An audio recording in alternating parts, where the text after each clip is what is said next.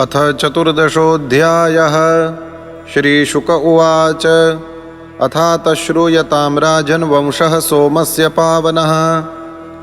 यस्मिन्नैलादयो भूपाः कीर्त्यन्ते पुण्यकीर्तयः सहस्रशिरसः पुंसो नाभिहृदसरोरुहात्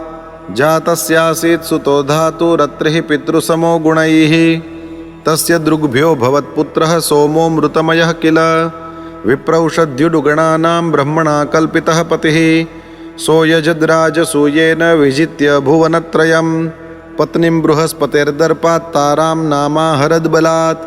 यदा सदेव गुरुणा याचितो भीक्ष्णशो मदात् नात्यजत्तत्कृते जग्ने सुरदानवविग्रहः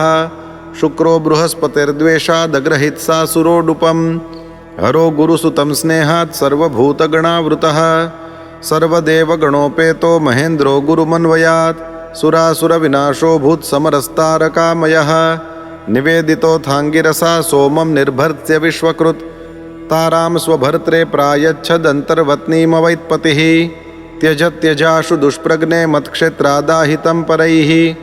नाहं त्वां भस्मसात् कुर्यां स्त्रियं सान्तानिकः सति तत्याजव्रीडिता तारा कुमारं कनकप्रभं स्पृहा माङ्गिरसश्चक्रे कुमारे सोम एव च ममायं न तवेत्युच्चैस्तस्मिन् विवदमानयोः पप्रच्छुर्ऋषयो देवा नैवोचे व्रीडिता तु सा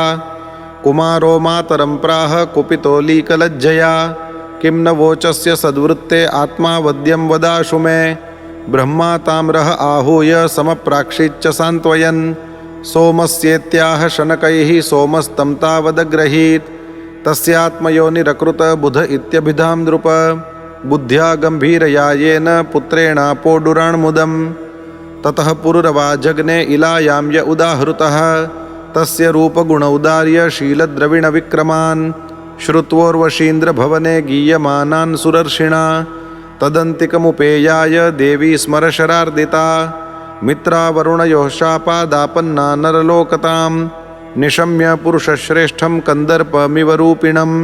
धृतिं विष्टभ्य ललना उपतस्थे तदन्तिके सतां विलोक्य नृपतिर्हर्षेणोत्फुल्ललोचनः उवाच श्लक्ष्णया वाचा देवीं हृष्टतनूरुहः राजोवाच स्वागतं ते वरारोहे आस्यतां करवाम किं संरमस्व मया साकं रतिर्नौ शाश्वतीः समाः उर्वश्युवाच कस्यास्त्वयि न सज्जेत मनोदृष्टिश्च सुन्दर यदङ्गान्तरमासाद्य च्यवते हरिरंसया एतावुरणकौराजन्यासौ रक्षस्व मानद संरंस्ये भवता साकं श्लाघ्यस्त्रीणां वरस्मृतः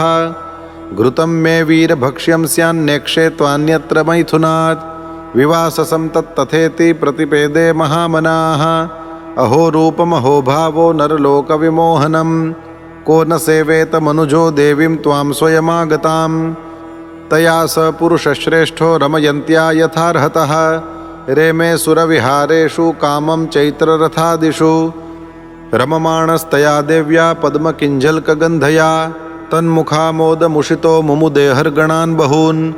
अपश्यन्नुर्वशीमिन्द्रो गन्धर्वान् समचोदयत् उर्वशीरहितं मह्यमास्थानं नातिशोभते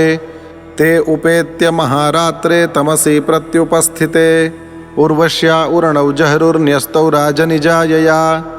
निशम्याक्रन्दितं देवी पुत्रयोर्नीयमानयोः हतास्म्यहं कुनाथेन नपुंसा वीरमानिना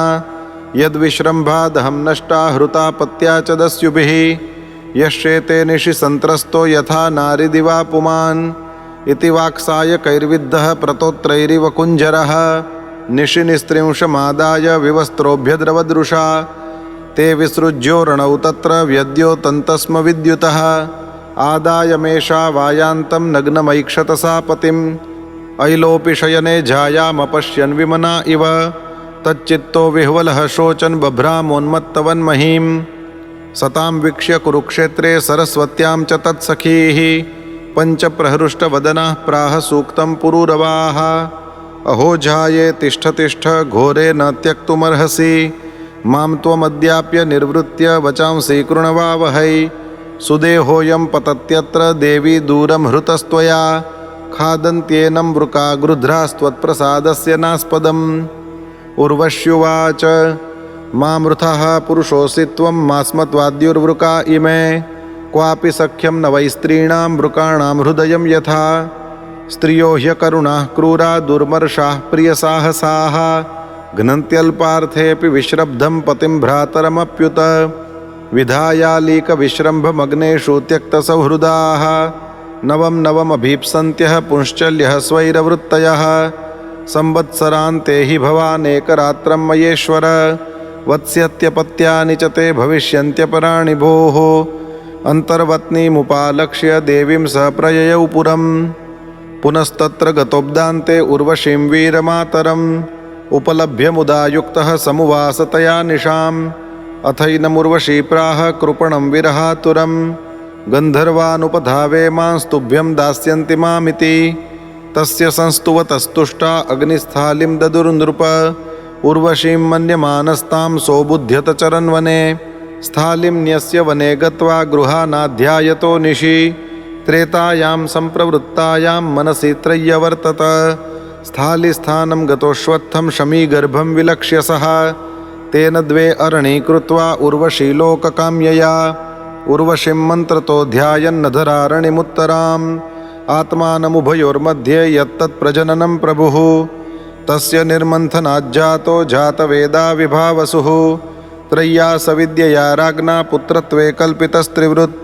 तेनायजत यज्ञेशं भगवन्तमधोक्षजम् उर्वशी लोकमन्विच्छन् सर्वदेवमयं हरिम् एक एव पुरा वेदः प्रणवः सर्ववाङ्मयः देवो नारायणो नान्य एकोऽग्निर्वर्ण एव च पुरुरवस एवासीत् त्रयी त्रेतामुखे नृप अग्निना प्रजया राजा लोकं गान्धर्वमेयिवान् इति श्रीमद्भागवते महापुराणे पारमहंस्यां संहितायां नवमस्कन्धे ऐलोपाख्याने 14.